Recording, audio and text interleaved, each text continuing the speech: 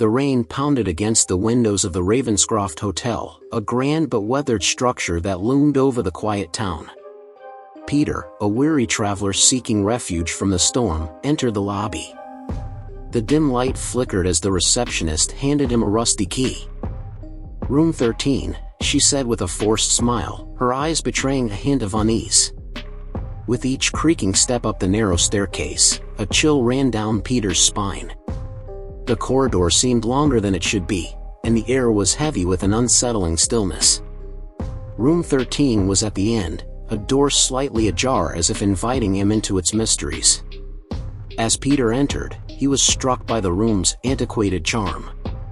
Heavy velvet curtains swayed in a non-existent breeze, and the floorboards groaned underfoot.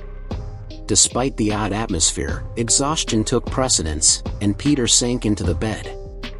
The flickering lamp cast dancing shadows on the walls, and an occasional draft whispered through the room. Peter dismissed these as the quirks of an old building, attributing them to his fatigued mind. He closed his eyes, hoping for a restful night. But as the clock struck midnight, the room transformed. The lamp's dim glow intensified, and an otherworldly chill settled in the air. At the foot of the bed materialized a figure, ethereal and translucent. It was a woman in a tattered wedding gown, her eyes vacant yet searching. "Help me," she whispered, her voice a mournful echo.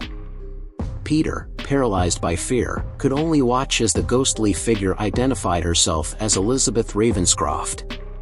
She recounted a tragic tale from the 19th century, of a love betrayed and a life cut short on her wedding night.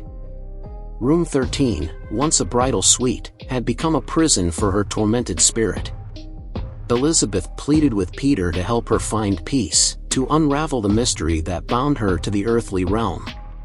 Reluctantly, he agreed, and the room transformed into a spectral realm where time held no dominion.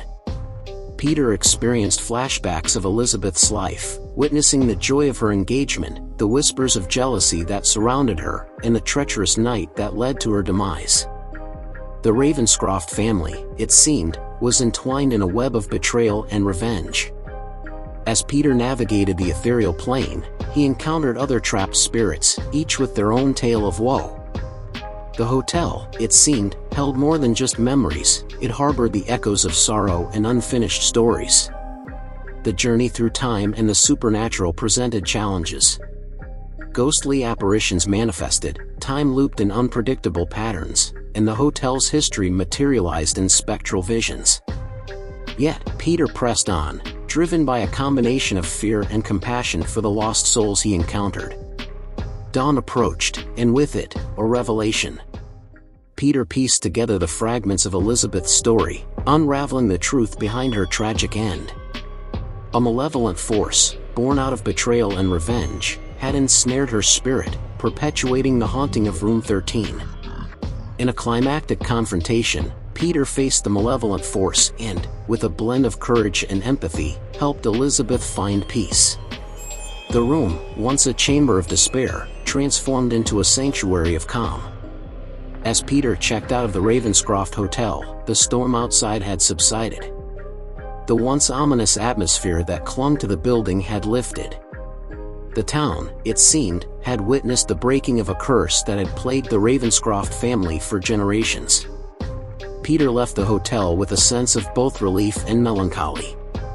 The thin veil between the living and the dead had been traversed, and he carried with him the weight of the stories he had unraveled. The Ravenscroft Hotel stood as a testament to history, its grandeur now unburdened by the specters of its past.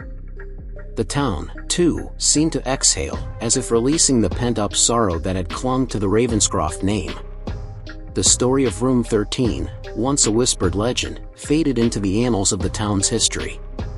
For Peter, the haunting of Room 13 became a chapter in his own journey, a tale of a single night that blurred the boundaries between the living and the dead, leaving an indelible mark on his soul. As he drove away, the Ravenscroft Hotel loomed in the rearview mirror, its facade a silent witness to the mysteries that unfolded within its walls.